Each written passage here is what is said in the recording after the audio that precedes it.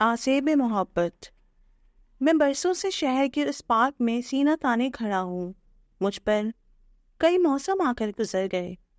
بہار کے موسم میں میرے پتے سرسبز ہو جاتے تو خزاں میں خشک ہو کر نیچے گرنے لگتے۔ میری شاخیں زمین میں پھیلتی چلی گئیں اور اس کے ساتھ محبت کرنے والوں کی داستانوں میں بھی اضافہ ہوتا گیا۔ ان سالوں میں میرے ارد گرد کے مناظر تو بدلتے رہے ہیں، لیکن میں اپنی جگہ پر یوں ہی فخری انداز میں کھڑا رہا ہوں۔ مجھ سے کچھ فاصلے پر ایک بینچ ہے جس پر برسوں پہلے دو محبت کرنے والے بیٹھ کر عشق کے قرینوں پر گفتگو کیا کرتے تھے اور میں کان لگائے ان کی فلسفیانہ باتیں سنتا رہتا۔ اور آج یہ بینچ بالکل خالی اور سنسان ہے، جیسے یہاں کوئی کبھی آیا ہی نہ ہو۔ میں اداسی سے اسے دیکھ کر جھک سا جاتا ہوں، کیونکہ میرے اوپر اب جدائیوں کا بوجھ بڑھتا چلا جا رہا ہے۔ یہ برگد کا درخت مجھے اپنی طرف کھینچتا ہے۔ میں اپنے خیالوں میں گم تھا جب میرے نیچے سے گزرنے والی ایک لڑکی نے اپنی سہیلی سے کہا تو وہ سر اٹھا کر مجھے دیکھنے لگی۔ ارے چپ کرو، تمہیں اس درخت کا قصہ نہیں پتا؟ لوگ تو کہتے ہیں کہ اس درخت پر جن بھوت رہتے ہیں، اس لیے خاموشی سے چلو۔ دوسری لڑکی نے سرگوشی میں اپنی گہری سیاہ آنکھوں والی سہیلی کو سمجھایا تو میں نے ایک اذیت بھری نگاہ ان دونوں کے چہروں پر ڈالی جو میری ذات سے نہ جانے کون سے قصے منسوب کر رہی تھیں۔ میں ان باتوں پر یقین نہیں رکھتی۔ اور ویسے کیا قصہ ہے اس درخت کا؟ سیاہ آنکھوں والی نے پوچھا، اور پھر وہ دونوں خالی بینچ پر جا بیٹھیں۔ تم نے کبھی کسی محبت کے آسیب کے بارے میں سنا ہے؟ لڑکی نے جواب دینے کے بجائے سوال کیا تو اس کی سہیلی نے نفی میں سر ہلا دیا۔ نہیں، اس درخت پر محبت کے آسیب کا سایہ ہے۔ برسوں پہلے یہاں ایک لڑکی کا قتل ہوا تھا۔ محبت کے جرم کی پاداش میں اسے بے دردی سے مار کر اس درخت کے سائے میں دفنا دیا گیا۔ وہ دیکھو، وہاں پر وہ دفن ہے۔ اس لڑکی نے اپنی سیاہ آنکھوں والی سہیلی کو تفصیل بتاتے ہوئے میرے نیچے کی زمین کی طرف اشارہ کیا تو میں نے اپنے چند پتے زمین پر پھینکتے اس خبر کو چھپانے کی ناکام کوشش کی۔ کیا؟ کس نے قتل کیا؟ اور تمہیں یہ سب کس نے بتایا؟ اس کی سہیلی اب خوف زدہ ہو چکی تھی۔ میں نے اپنے تنے پر بیٹھے دو پرندوں کو دیکھا جو میری طرح ان دونوں کی باتیں سن رہے تھے۔ یہ میری دادی کی دوست کی قبر ہے۔ اسے اپنے خاندان کے رسم و رواج کا علم تھا، لیکن محبت جب پیروں میں زنجیریں ڈال دیتی ہے تو انسان ساری زندگی محبت کی قید میں گزار دیتا ہے۔ اسے بھی کسی سے محبت ہو گئی تھی، اور محبت بھی ایسی تھی کہ سارا شہر اس کے مرنے پر چیخ اٹھا تھا۔ وہ لڑکی قصہ سناتے ہوئے افسردگی سے مجھے دیکھنے لگی، جبکہ میں سناٹے میں کھڑا تھا۔ کس سے محبت ہوئی تھی اسے، اور اب وہ کہاں ہے؟ اس کی سہیلی نے دلچسپی سے پوچھا تو اس لڑکی نے کندھے اچکائے۔ پتہ نہیں، دادی بتاتی ہیں کہ وہ ایک مصور تھا، اپنی ہر تصویر میں اپنی محبوبہ کو رنگا کرتا تھا۔ ایک دن اس مصور نے اپنی محبوبہ کی تصویر بنائی اور اسے اس پارک میں ملنے کے لیے بلایا۔ وہ دونوں اسی بینچ پر بیٹھ کر باتیں کیا کرتے تھے۔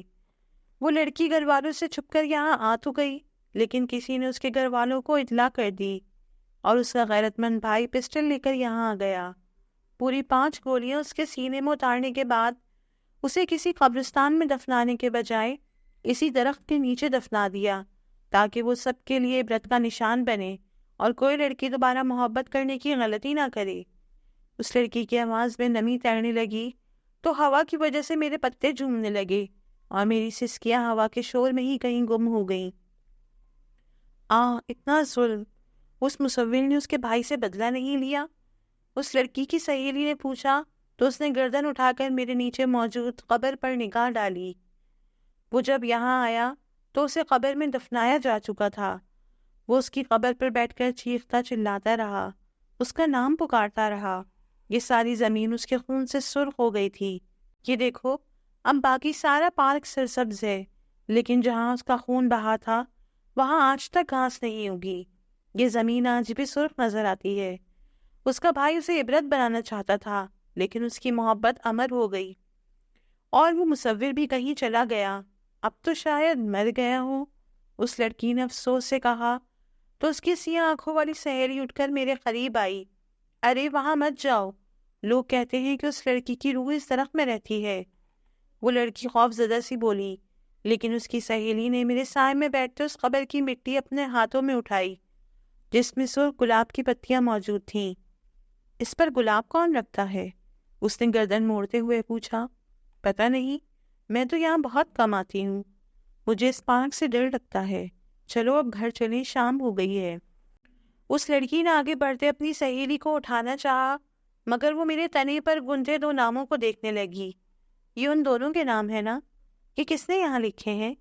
میرے تنے کو کھرچ کر ان دونوں کے نام لکھے ہوئے تھے، جسے وہ ہاتھ سے چھو کر مجھے تکلیف میں مبتلا کر رہی تھی، گویا سینے پر موجود زخموں کو کلید رہی ہو۔ اسی مصور نے لکھے تھے۔ وہ کہتا تھا کہ درخت ان کی محبت کا گواہ ہے اور اسی درخت نے ان کی دردناک جدائی کو دیکھا ہے۔ پلیز اب چلو، ورنہ تم سے بھی محبت کا آصف لپٹ جائے گا۔ اس نے اپنی سہیلی کا بازو پکڑتے اسے اپنے ساتھ کھینچنا چاہا، مگر وہ آنکھوں میں آنسو لیے میری طرف دیکھے گئی۔ ڈرو مت، میں نے بھی 2 سال پہلے اسی درخت کو اپنی محبت کی کہانی سنائی تھی، جب میں محبت میں ناکام ہو گئی تھی، جب میری محبت لا حاصل ہو گئی تھی، اور جب میری قسمت میں ہجر کی راتیں لکھ دی گئی تھیں، تب میں نے ایک رات اسی درخت سے لپٹ کر اپنی محبت کی کہانی سنائی تھی۔ لوگوں کو غلط لگتا ہے کہ اس پر آصف ہے، یہ تو اپنے اندر ہزاروں جدائی کی کہانیوں کو سموئے ہوئے ہے۔ اس کی سہیلی نے آنسوؤں کے درمیان کہا تو وہ لڑکی حیرت سے اسے دیکھنے لگی، جبکہ میں نے اپنا سر مزید جھکا لیا۔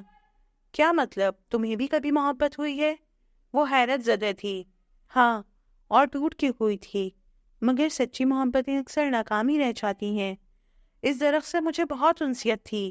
ایک رات شدید ڈپریشن کی حالت میں میں نے یہاں بیٹھ کر سسکتے ہوئے اپنی داستان اسے سنائی، تب مجھے احساس ہوا کہ درخت بھی سن سکتے ہیں۔